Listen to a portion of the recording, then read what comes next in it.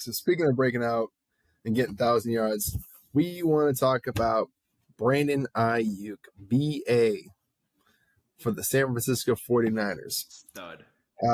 He's had a good start to his career, but we feel he's primed or might be primed for a breakout.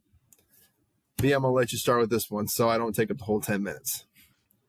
Yeah, I'm obviously not a Niners fan, but I will have you know that the Niners team, the Niners offense, they were my favorite group of guys to bet on last season because they all just went off every single game. Like it was like an automatic thing. Which, okay, this is starting off weird, but it'll tie back around here in a second. I hope he does break out, but I'm worried that the Niners offense just has too many weapons, too many mouths to feed. But he had a little over 1,000 yards last season, seeing as though he still was competing for targets from a George Kittle. Who's you guys wide receiver 3? Brendyn, Jawan Jennings, and then Debo is still there. McCaffrey's there. Mitchell, when he's healthy, he's getting carries too. So it's a very loaded offense. But I think, dude, he can run crisp routes. He's out there attacking the ball. Like, again, I'm really like an offensive guy, but when you can tell when someone runs routes, you're like, damn, that guy got it. Like that guy got the juice. Like for real. I'm actually intrigued to see if he can overtake Debo as the wide receiver 1 for this offense. Yeah, I think he can. I think it's I won't say it's a lock, but I would be surprised if he's not wide receiver 1 for the 49ers going into next year. And that's nothing against Debo. Like, I still love Debo. He's a great receiver. I just think what they specialize in is slightly different. Debo's a great yak receiver. He's like the yak king. You know, he's lost some weight here. He's cut down. He's been able to focus more on his off-season training because he had the contract situation last year. And he already came out and talked about this. So I'm not saying anything new or like my opinion about it. This is his words. Last season was not a great season for him, by his words. And he feels more confident going into this year. And I think it will be a great bounce-back season for him.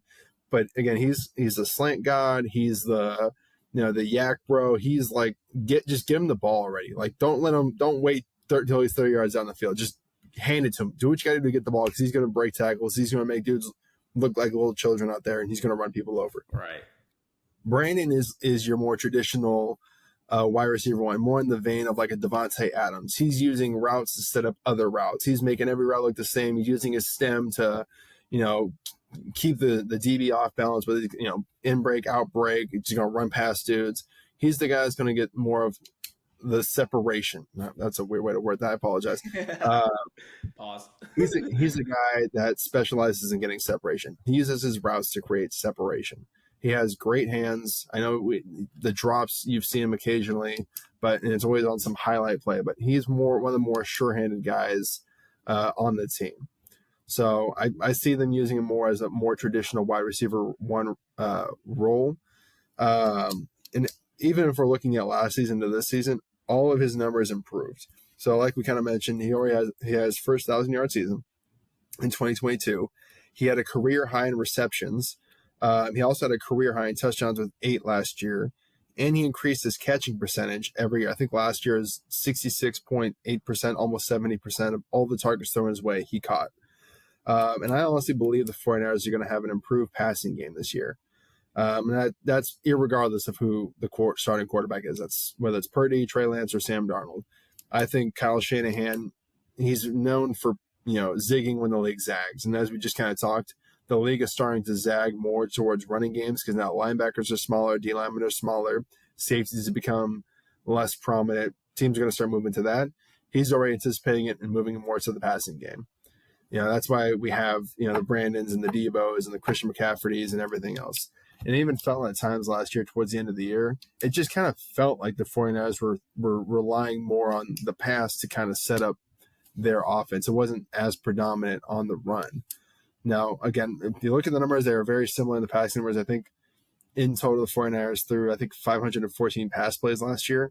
But I do kind of expect that to jump up to maybe more of the 550 range just based on how everything's gone the amount of tools they have there. And I think that just is going to open him up. So my predictions, I think actually Brendyn's probably going to have somewhere around 1,400 yards this year.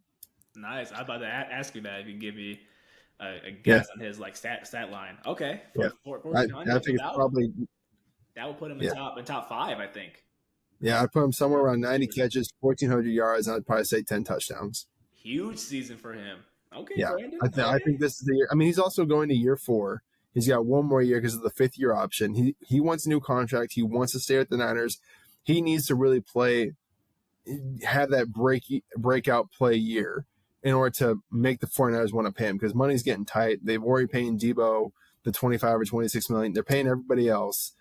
If he wants to stay in San Francisco, he needs that breakout year in order for the 49ers to go, we can't let him leave. We're going to pay him whatever it takes and sacrifice somewhere else. Yeah. So, in your opinion, Emmett, if he has a similar season to what he had last year, do you think the 49ers then decide to move on from him, or do you think you just keep him on the team because he is a solid weapon? I think if they decide to move on from him, I think they're going to hold on to him because he's still a great weapon. Like it doesn't make sense to trade him for nothing. But I think what they'll probably do is they'll probably extend him a contract offer and say, hey, we want to pay you somewhere in the 16 to 20 range to be a wide receiver 2 for us. And if he goes, nope, I think I'm worth wide receiver 1 money. I think I'm worth it. Then he'll probably end up testing out free agency. Like keep him for the 5th year, then let him test it out. So, but again, I don't think that situation comes. I think he has this breakout year this year. So he's due for it. Every year he's gotten slightly better. And there's already been videos and stories coming out of him tearing it up at OTAs and camp and everything, making all the DBs there look silly. George Kittle's talked about it. Who else talked? I think Diamador Lenore, a corner for the 49ers, has talked about it, how he looks different out there. Yeah. He just looks better than everybody else. Well, I feel like he always had that like it factor, whatever that is. I remember watching him from his college tape at ASU. He just the way he runs routes, he looks so like it's fluid but like angry at the same time. Yep, if that makes sense. Yeah, he looks like a point guard driving to the rim every time. Yeah. So yeah. So I have high expectations from this year.